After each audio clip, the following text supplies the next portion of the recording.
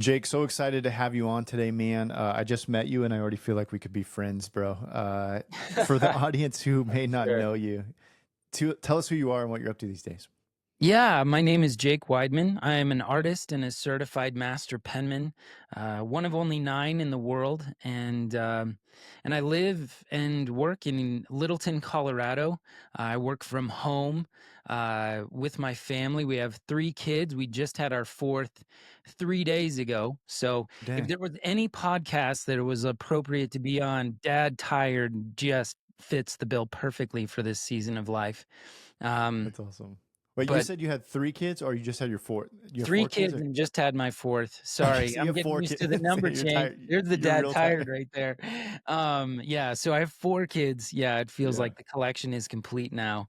But just had a new baby girl, Eleanor Congrats. Bethel, and born at home because my wife is just A beast. amazing. Yeah. Yeah. So yeah, it's a really sweet season. It's a very full season because I'm in the midst of launching my first book, writing a second book, Hmm. doing the largest art commission of my career thus far, and then continually doing some other smaller commissions along the way. So life is good. Life is full, and I am blessed. Yeah, dude. Well, congrats on the new addition. Kids are a gift, Thank and you. they are also exhausting. So, and every Yes, dad they listening are. knows that. Yeah. Yep.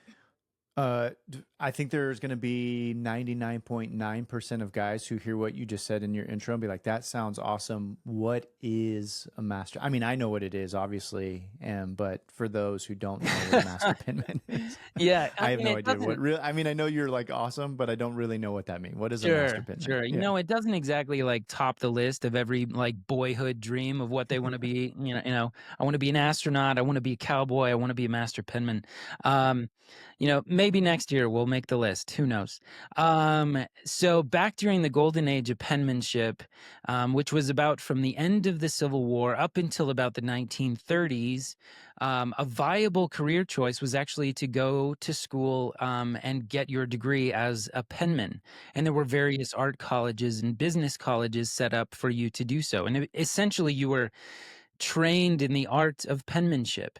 And various associations and businesses would hire you full time to be on staff because they needed somebody who could write legibly, to keep the books, to do policy writing, even certificate work on a high scale.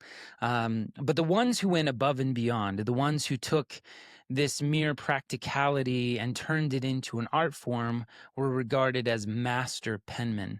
And there were such colorful characters throughout history. There was one man, he's one of my favorites. I always love to talk about him because he was nicknamed the Pen Wizard, because he was ambidextrous. So in the middle of writing, he would switch hands and go from his right hand to his left, or he would Wow. write upside down and backwards and then flip the page over, and everything was Oh my perfect, gosh. beautiful script. Or he could fill a chalkboard whenever he taught, like a classroom full of students. He'd fill a chalkboard with museum worthy flourishing in script, and then in the end sign his name simultaneously with both hands in opposite directions. Oh my So he's gosh. just amazing. Or Louis Mataraz was regarded as the king of penmen, and he came up with different novelty forms of script, one of which is the serif script, which is what the Coca-Cola logo is. So he is credited with devising that script. There's all these unbelievable characters in history who are sort of lost to history over the years, but there's just a beautiful legacy to handwriting and to master penman. How do you get recognized personally as a master penman? Like, how does somebody? All Is the is time. that No, a I track can't where go. you? Yeah, I can't go out on the street without, paparazzi coming around Yeah, I every day. bet. There's that I master bet. penman. No, not at all. It's Well, I oh, mean, how like, do I get how do you? recognized Yeah, in like, how do you? in How the do they like accreditation? Ah, yes. accredited? Yeah, yeah, recognized. Sorry for my terrible word Yeah. choice. Yeah. No, there's a process. There's a small association that's been keeping the art of penmanship alive. And so, in order to become a master penman, you have to essentially present a body of work that shows your proficiency across all the different disciplines of calligraphy to the existing masters. From that point, you're invited into a mentor relationship under one of the existing masters. So, my mentor was Rick Muffler, and he passed away a few years ago, but he was the calligrapher at the White House. And so we Wow. would correspond, and he would tell me how to improve on my writing, and we'd meet up at the Penman's conference once a year and kind of do a deep dive into my work. And then the final test is you have to actually execute your own certificate. And that is like the final test. And it has to represent all of your different disciplines in one singular piece. Mm. And then if it passes muster, then it is signed by the president, by your mentor, and the head of the Master Penman program, and then it's presented back to you. Which really follows. I mean, that follows in a lot of tradition for the way that old apprenticeships used to work. That's incredible, man. When you were talking about that guy who can like um, write with it the same with his both of the left hand and his right hand. I'm like that. My right hand writing looks like my left hand writing. Like my my wife is like, "Are you serious right now?" This is like a totally random, not at all relatable story, but I officiated a wedding like 2 weeks ago, Mhm. and I'm licensed to officiate weddings in the state that I'm currently in, but I've never done. This was my first one, and I should have just said that. I should have just been like, "Hey, I've done lots of weddings before. I've never officiated a wedding here, but for whatever reason, I chickened out. I didn't want to look like incompetent, so I'm like, you know, Mm. I'm just gonna do this. So, anyways, so we do the whole ceremony. It's great. They're crying. It was awesome. I'm like, all right. I still, this is wonderful. So we sit Mhm. down and we have to sign out. We have to fill out the license, the marriage license Oh certificate. no. This is like legal government document, dude. Yeah. And I have my wife fill out if it requires handwriting, like she's the one that's going to do it because I have the worst handwriting ever. And so I'm looking at this thing, and not only is my handwriting terrible, I'm like I've never seen this document before. I've never officiated a wedding in this state before. And so they hand it to me, Mm. and I'm like reading the instructions, and the bride is like, "Oh no, that's just the instructions." And I'm trying not to look like an idiot. I'm like, "No, okay, no, no." So she basically pulls the instructions away because she's like, you don't need those because you've clearly done this before, right? And now I'm like, I'm just start filling stuff out. Long story short, dude, a Mm. short story long, I should say. I filled it out completely wrong. I don't know if anything was legible. I'm Oh like, these people are geez. probably right now, like not actually married. They're gonna get to like some catastrophic thing 60 years from now and be like, you guys were never actually married. That anyway, I don't know why I went on that that Like tangent. It why has did nothing to our do with name come back wrong on our wedding license? Like, yeah, dude. um, Yeah, I filled everything out wrong. And that is an embarrassing story. My wife is like, "Why didn't you just tell them?" And I'm like, "I should have. That would have been the right, honest oh thing to geez. do." But I tried not to. I didn't want to look like an idiot, which most guys don't. Anyway, man, before we hit record, I was telling you some of the journey I've been on, and you said something about the word vulnerable. Because Hmm. I was telling you how I've stepped out for a little bit, and I'm just recently coming back in, and you said that kind of reminded you of parts of your story. And anyway, before I ramble on too long, like, can you pick up where you left off on that, like the word vulnerable and what you were telling me about that? Yeah, well, it was something I learned in the process of writing this book, and I was connected to my editor, excuse me, and he said, Jake, where your writing really comes alive is when you're talking about your own story. And he says, I want to encourage you to really lean into that, and I want you to you know, think of Saint Augustine's Confessions. And here, my editor is like his full-time thing is he's a professor of medieval history. And Wow. so we got on like a house on fire. We were talking about, what's our favorite manuscript and the glories of vellum and early church fathers and all of that. And so when he referenced Saint Augustine, it was like that really struck a chord, because in his confessions, Saint Augustine, like, he was incredibly vulnerable. I mean, here he was the head of rhetoric in Milan, and this super high figure of the church. But when he wrote his confessions, he was incredibly transparent. Mm-hmm. He was going back to his earliest like childhood sins and writing them down. and it was all in this like very vulnerable posture. And so, the root word of vulnerable is vulnus, and it actually means to wound. And so when we're vulnerable, it's a willingness to be wounded.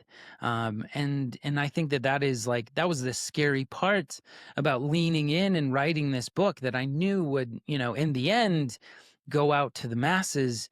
But I knew that it was also it is a critical part of telling the authenticity behind my story.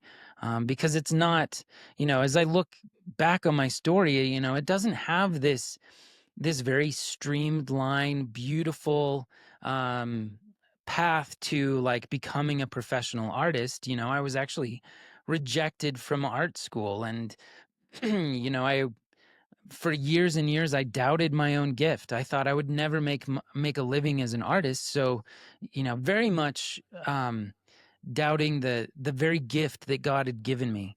Even though I had taken great pleasure in my gift for years and years and loved it and excelled at it, but at the same time, it was like, I betrayed it with a kiss in many ways. I was like, I love doing it, but I said I would never make my living as an artist. I didn't want to do it full time.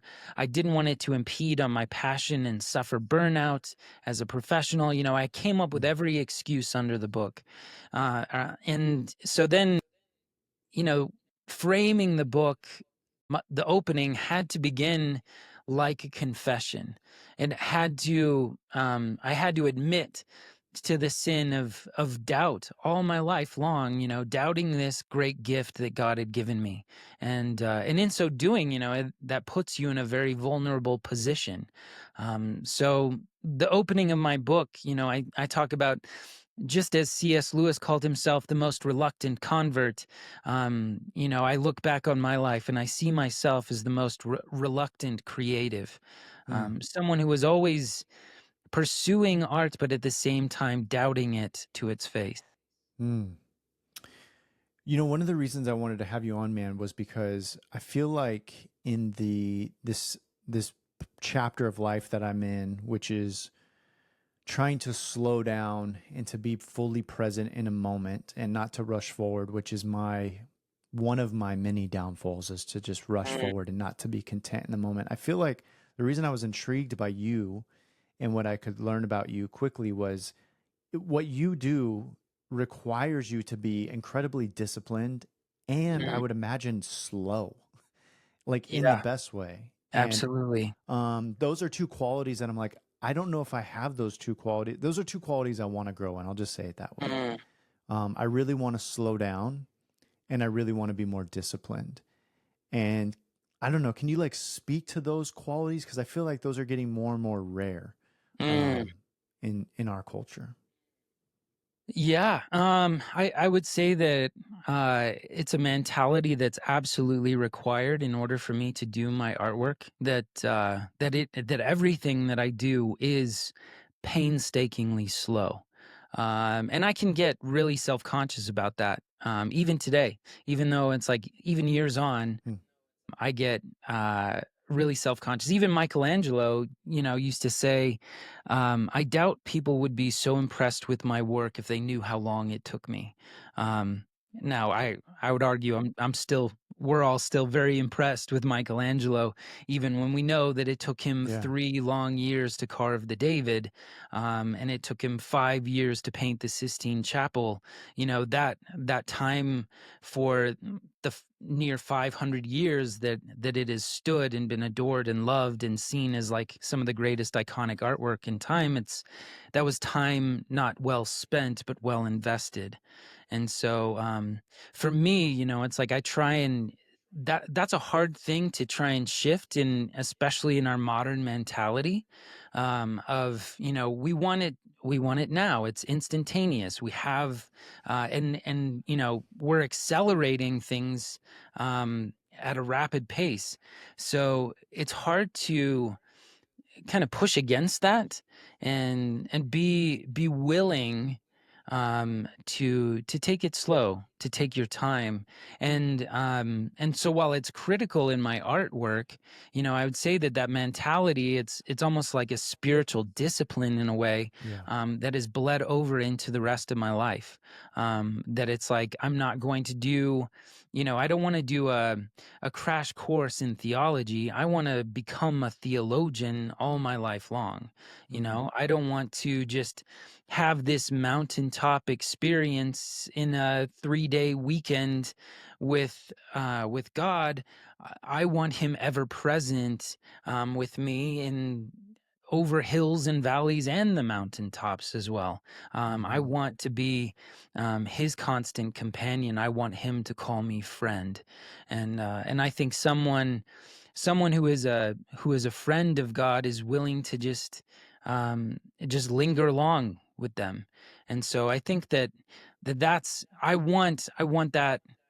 I want to elevate that discipline, as you said, that is exercised in my artwork as a necessity to executing my work, to become a spiritual discipline, which permeates my whole life.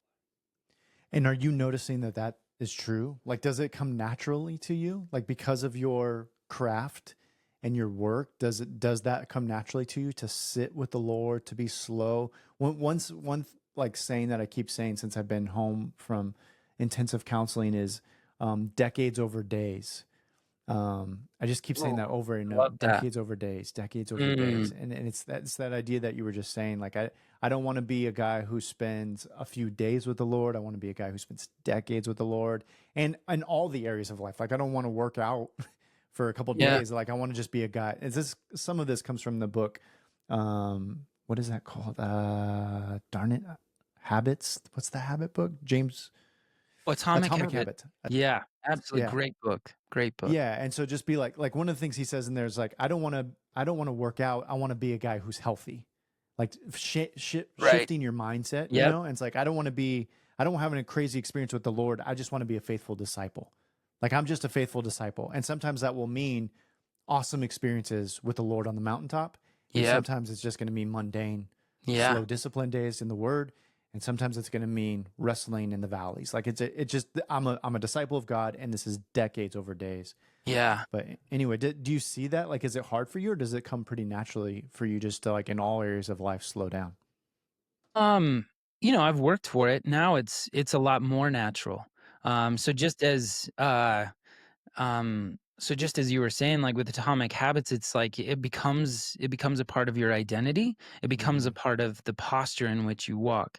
And so I think for guys especially, and this is kind of like a long known thing, that we tend to compartmentalize.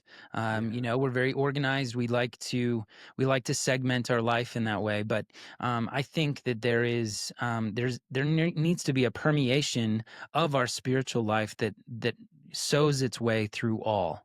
And Yeah. that's what, it's like I want to dive into in the book is like whenever we are creative, and creative does not mean artistic. A lot of times, people tend to conflate those two terms.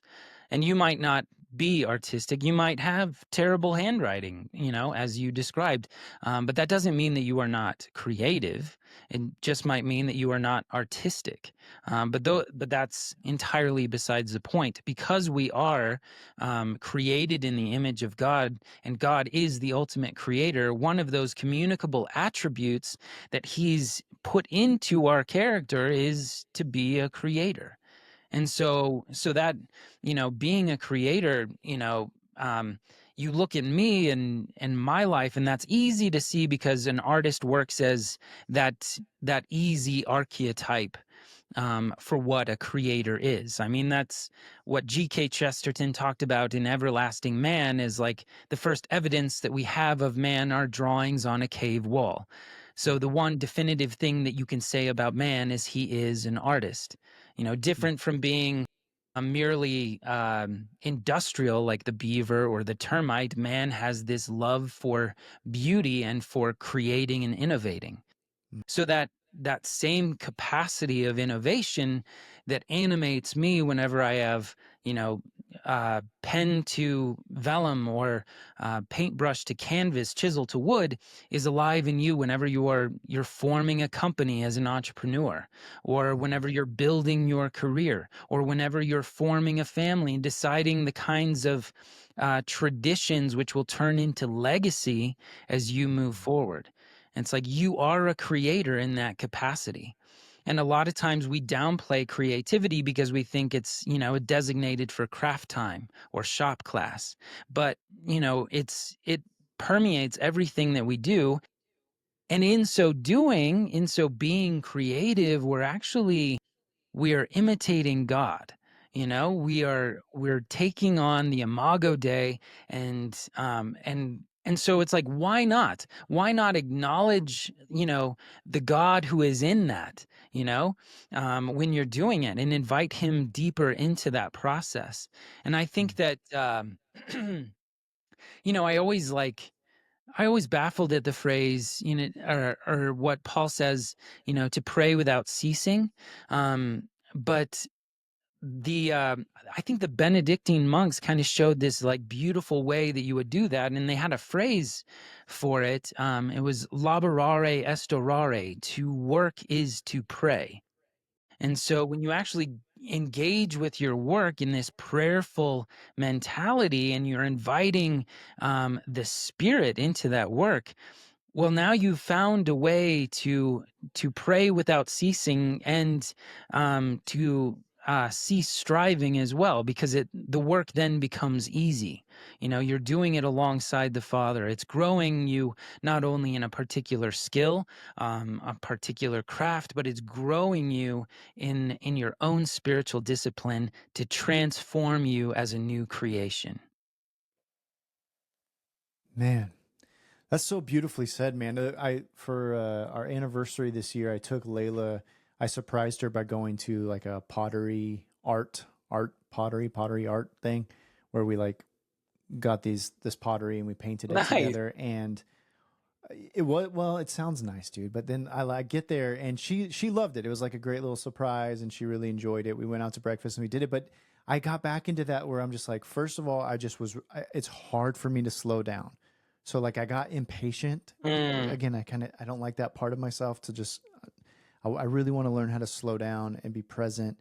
And then I kind of got like, I had a great time, but my attitude internally was like, I'm not creative. And so I just like, also, dude, I'm colorblind. So I just like painted one color, like this, you know, I just picked like one There's a color. monochromatic And she's plate like, you did. All right, yeah, nice. yeah. I'm just like, dude, I'm not creative. I'm colorblind.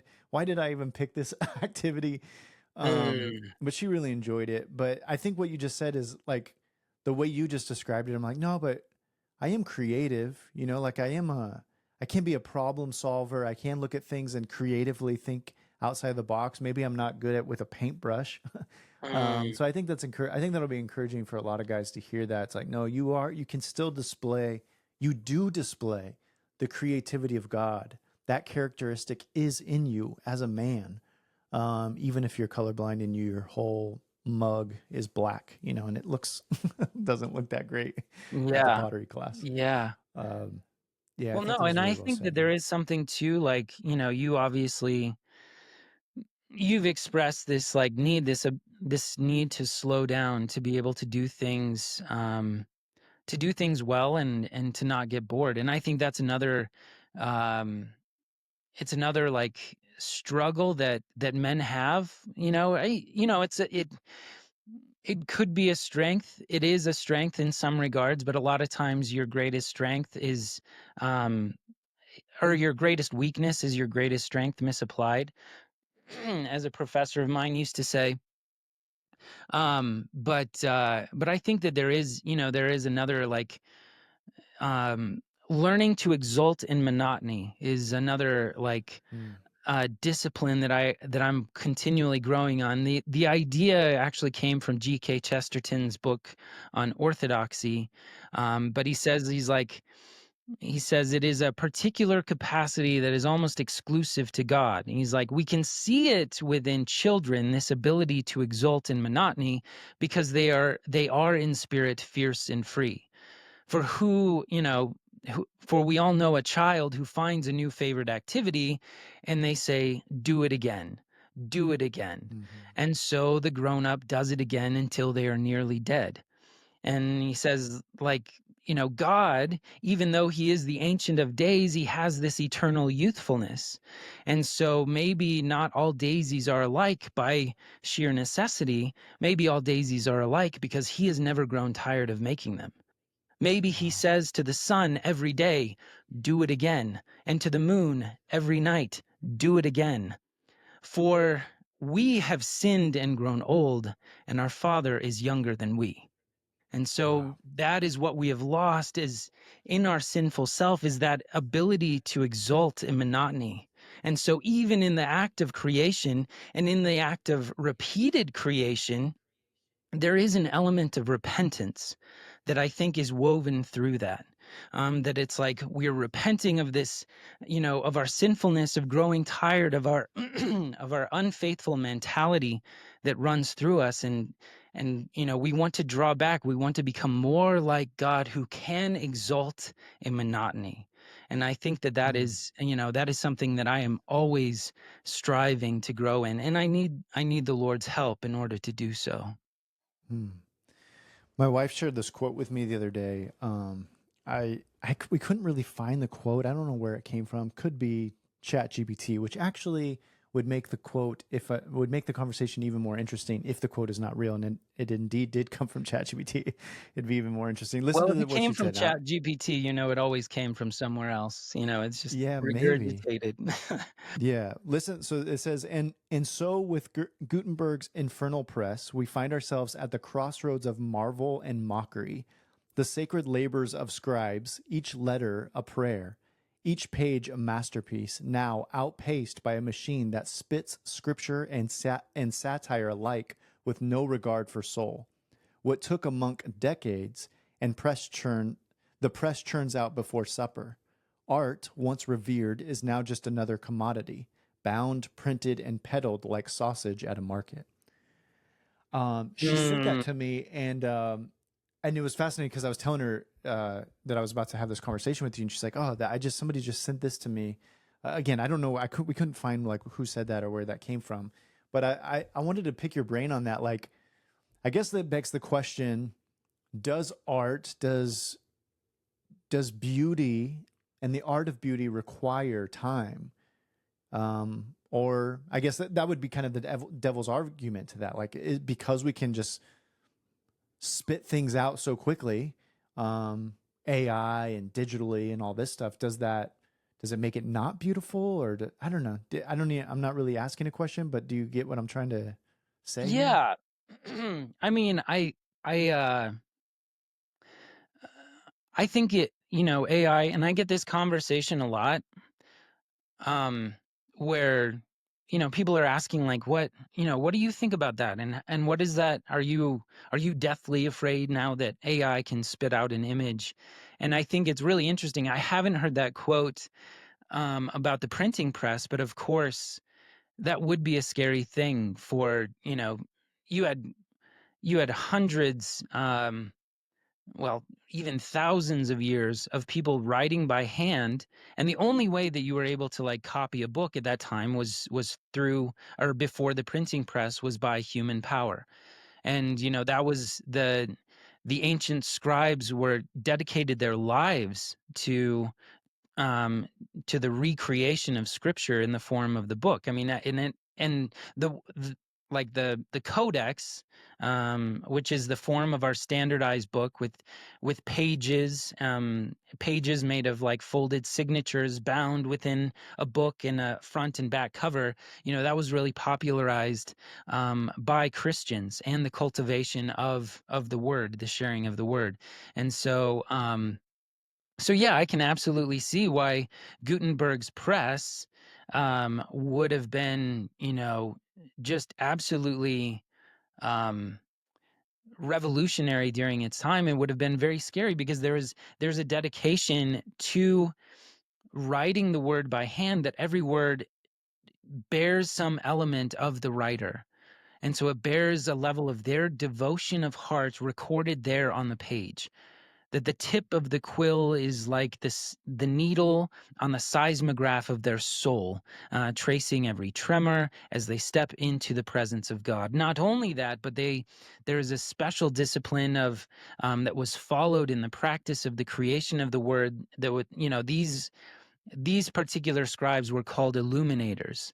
And they were called illuminators because they not only brought light to the page, they used precious materials like gold and lapis lazuli to hold the light on the page. If they painted a cast shadow on a word, it was to say that the light of God was always on the page, and him being the father of all lights, which comes from James, is immovable, so that shadow will be forever cast on the page.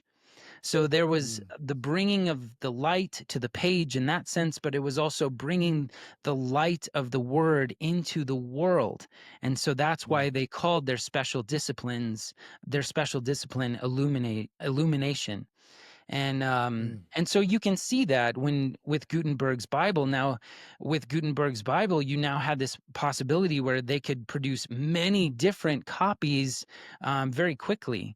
And now there's still a deep craft. Each one of those letters for the page was hand carved and set in place by an extra expert like typesetter.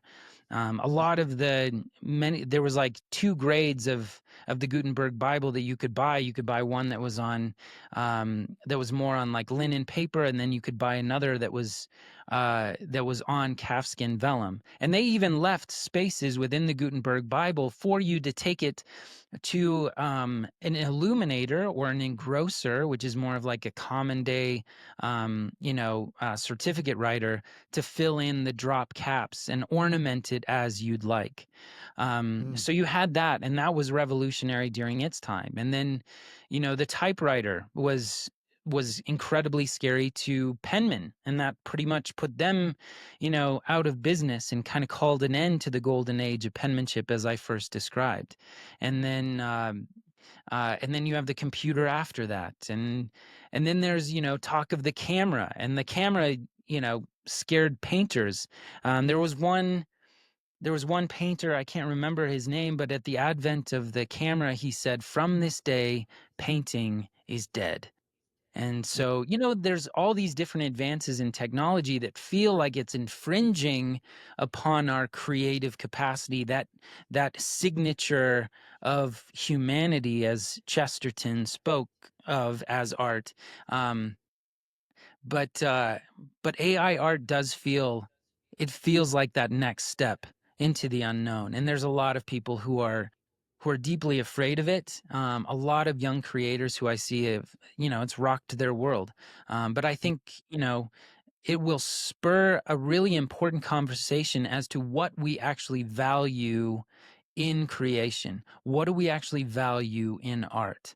And I think so much of what we value in art is knowing that there is an artist. Just as J.R.R. Tolkien said, the thing that we love about narrative is that it points to the existence of a narrator. And so a very interesting thing is going on in the art and craft world right now. Is on the one hand, you have this incredible propagation and proliferation of this AI-driven artwork, but at the same time, you have this renaissance of craft that is coming, and I'm seeing like, people doing like hand engraving and blacksmithing and traditional oil painting is on the rise. And a lot of it is because of our ability to share across the internet. The first time I actually saw a master penman writing was on YouTube. And I had never seen someone write with a dip pen like that before. And it was John DeColobus, one of the other existing master penmen, and now we are close friends. So, I'm not one to while I am an old soul, and while I write with a dip pen in a digital age, I'm not a complete like nihilist when it comes to technology. Certainly it has its place, but like anything, it's a great tool, and that tool really needs governing in a way, and because it's Mhm. like you can get hurt by it if you use it in the wrong way. And so when it comes to AI art, it's never something that I'm ever going to uh, incorporate into my own style. You know, I think it's cute. I think it's interesting. Yeah, Um, great word choice. but, it's like it's a bit of high-tech Pictionary in my regard, because it's like art is so much more about just spitting out an image. It's Yeah. about the creation process. It's about the message that it carries. And so it's like if it's void of meaning and it's just an image, then, as C.S. Lewis says, art for art's sake has already surrendered its greatest power, because Mm. art's greatest power was to always point to something higher than itself. Yeah.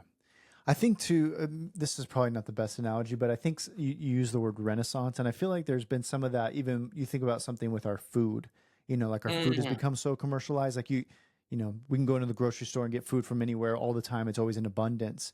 And there has been something like I love the idea. I've been really enjoying cooking since I've been back from this intensive. So that's part of my slowing down, and like that, I guess that would be kind of my way of art, even though I'm yeah.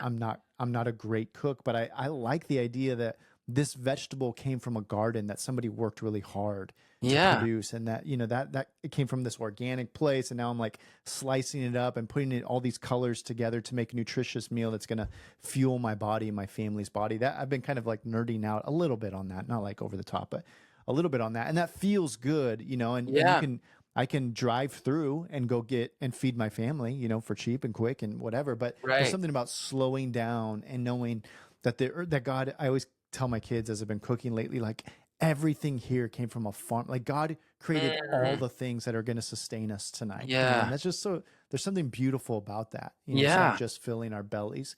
And so I think the way you described art can kind of be like that. Um, I want to give you a second if you had a thought on that, but I also wanted to, as we're kind of winding down our time here, like some of the best, and I think this plays into our conversation, some of the best music came from the most hurtful wounds, going back to the beginning of our Yeah. conversation, like the darkest places for the musician. Right. And I think we see that even in art, right? It's just like Mm, you're finding depths of their soul absolutely.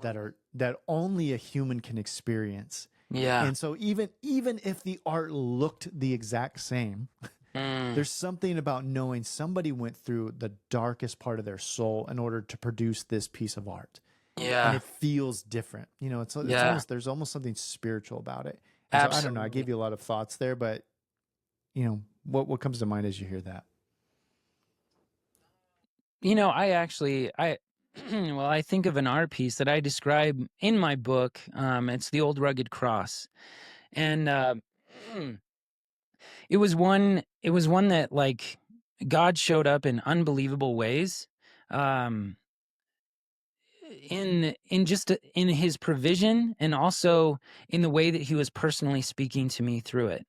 My original vision for the Old Rugged Cross is I wanted to not only write the hymn itself, giving the same treatment of the ancient scribes of illuminating the vellum page with this beautiful hymn laden with so much great theology, but I also wanted to set it into a full-size cross. And I wanted to actually incorporate my wood carving alongside my calligraphic work to create this unified piece.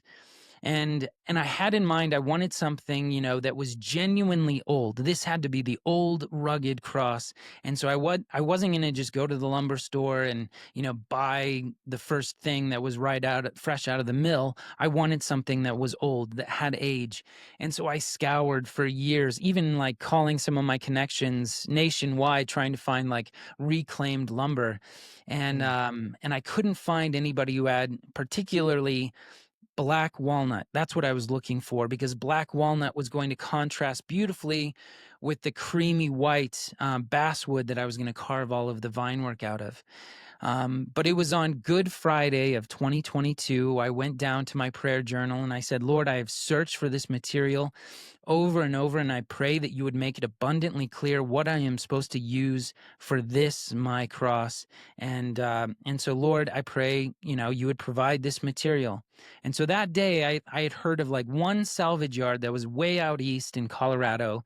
And so I took this long drive in my pickup truck. And I show up there, and this yard essentially has a contract with the Amish in the Midwest that anytime they tear down an old structure, they get all of their reclaimed lumber. And so I saw bay after bay of, oak, ash, cherry, heart pine, hickory, and like no walnut. And finally, like the lumberyard worker comes around the corner, and I introduce myself and I say, hey, I'm looking for black walnut. Is there any chance that you have any? And he goes, I think I might have some. And so we go to this one bay that was pretty much empty. It looked like all just a bunch of scraps. And underneath this stack of lumber, he pulls out this massive beam of black walnut that was beautifully aged and had come from like a Amish barn from the 1840s. And if you actually did the math on when this tree was like sprouted as a seedling, it dated back to like the Reformation, because it was just, it was that long of a beam, and it was just beautiful. And so I remember, and then we kind of circled the yard looking for more, and we came back to that same shed, and there was one more beam, the exact same, that was sort of hidden in the corner, and it was just enough. I like laid them across one another, and boom, there was my cross, exactly the material that I needed. And when I bent down and hoisted this huge beam up on my shoulder and pressed it against my sweaty cheek and took it to the back of my truck. It was just like in a moment, it was like it hit me, what I was doing on the day that I was doing it, that this was Good Friday, and here I was taking up my cross. And so I started crying, and the lumber guy, he was like, hey, did you pull out your back or something? I was like, no. I said, this is just for a special piece. And it turns out he was like a super solid believer, and I showed him the concept sketch of what it was for. And so he started tearing up. So here we were, like two burly guys in the middle of a lumber yard, just weeping over God's provision. And so, there was that aspect of the piece that just made it deeply personal. And then in the course of writing the hymn, we have a cleaning crew that comes through every once in a while. And for whatever reason, I still don't know to this day, but I had just finished writing all of the script on the page. And lovely cleaning lady took a wet rag, and while she was cleaning up around everything else, for some reason, wiped all over my piece and just destroyed all of the ink on the page. And so I had to spend the next 2 weeks as an art restorer scraping the ink off of the vellum and getting it back to the place that I could start again. And I was just, at the moment it happened, it just brought me to my knees. And as I got to work on restoring it, Hannah, my wife, she came in, she's like, Jake, what are you doing? Just step away from it for a while. And I was like, no. I was like, I need to get to work. I need to know that this is salvageable, first of all, because I'm up against a deadline. But the other part is I need to feel this. This is for me. I will always look at the old rugged cross and have a sense of suffering that I never had before. But that is so important, to actually embrace those things, to embrace our hurts and actually put them to work. Because it's like when we surrender those things to the Father, even those shattered pieces can be turned into something that is useful and beautiful in the hands of God. Beautifully said, man, and a beautiful story. And that's really the hope that I have for every guy listening, man, is that they would take those wounds. I love the way you just said that, that it would be used by God for something beautiful and for his glory. Jake, thank you, man, for spending some time with us today. How can guys stay connected with you and all the things that you have going? Yeah, absolutely. You can find my work at jakeweidmann.com. Weidmann is spelled Weidmann. And on there you have, access to my online gallery. You can purchase the book. And then there's also links on there to our various social media pages, which kind of give a real-time update on the current projects that I'm working on. One, the massive piece that I'm working on right now is a family crest. The 2D version is in the book that I drew on calfskin vellum, but now I'm carving it large scale. It'll be 5 feet tall and um, out of like some 20 different pieces of wood when it's all said and done. So yeah, social media, you can keep up with stuff on there and the different creative messages and inspirations that we put out on a regular basis. So Dude, so grateful to talk to you, man. I feel like your old soul has made my soul a little bit older in the best way possible today, and and just made me just slow down, man, and just appreciate the art and the beauty that God has put in all of us and around us. So, thanks, man. It's great getting to know you. absolutely. Thank you, Jerrad. I really appreciate your time.